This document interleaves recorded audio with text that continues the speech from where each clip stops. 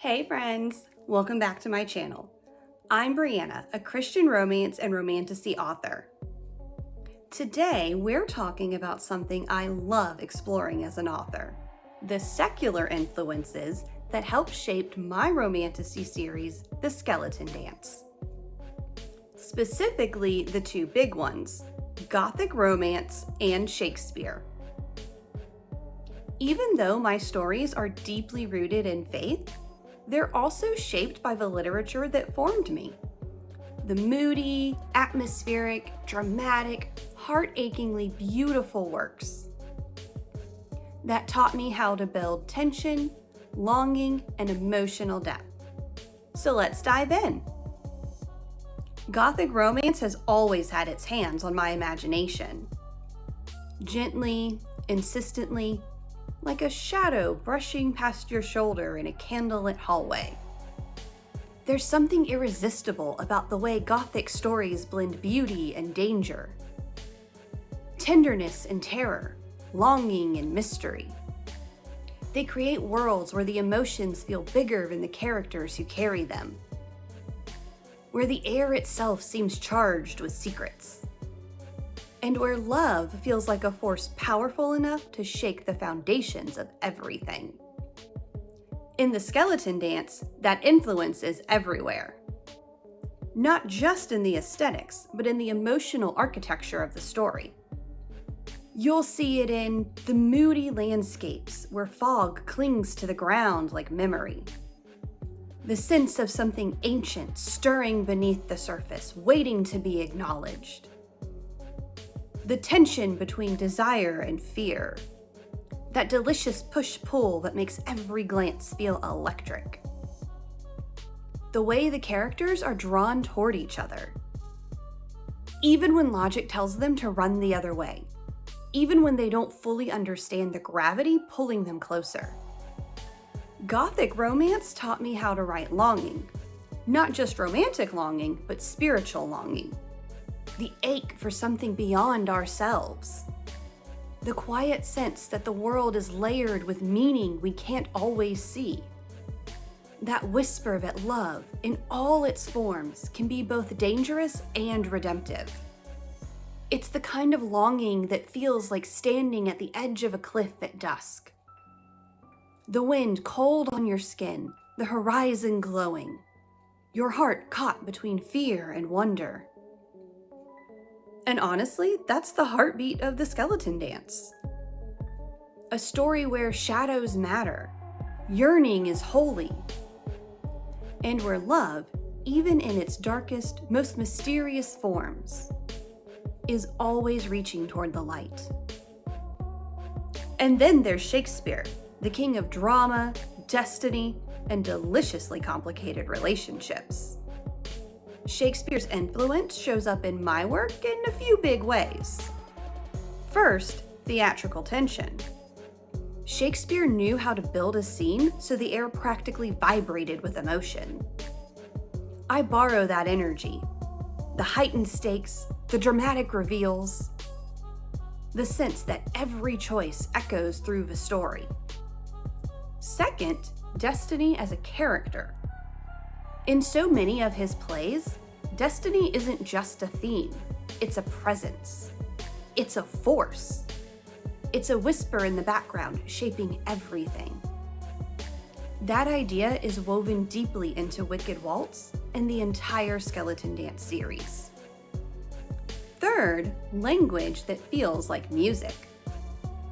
I don't write in iambic pentameter, but I do love crafting lines that feel lyrical, rhythmic, and emotionally charged. Shakespeare taught me that words can dance, and in this series they absolutely do. Fourth, love that transforms. Shakespearean romance is messy, intense, and world-altering. Not perfect, not tidy, but powerful. And that's the kind of love my characters experience. The kind that reveals truth, calls out courage, and refuses to be ignored. The most obvious Shakespeare connection are my chapter titles, which across all 4 books in the series come from my favorite Shakespeare tragedy, Macbeth. In Wicked Waltz, all the chapter titles come from lines spoken by Hecate and the witches. In Book 2, I'm going to shine a light on Lady Macbeth. Book 3 highlights Macduff, and in Book 4, it's Macbeth himself.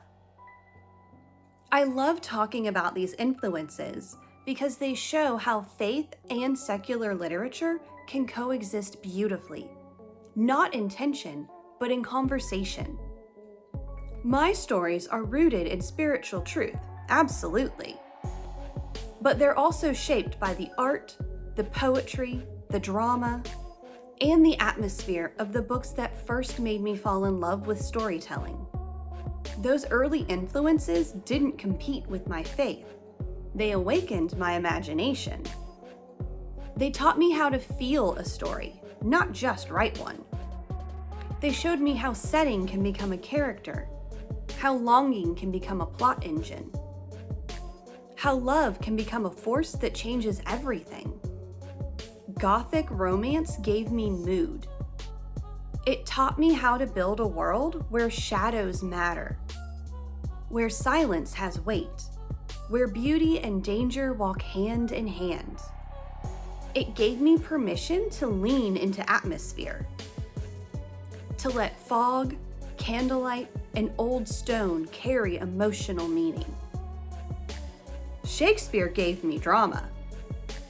He taught me how to craft tension that hums beneath the surface, how to let language dance, how to let characters wrestle with destiny in ways that feel both intimate and epic. His influence is in every charged glance, every layered line, every moment where love and fate collide. Faith gave me purpose.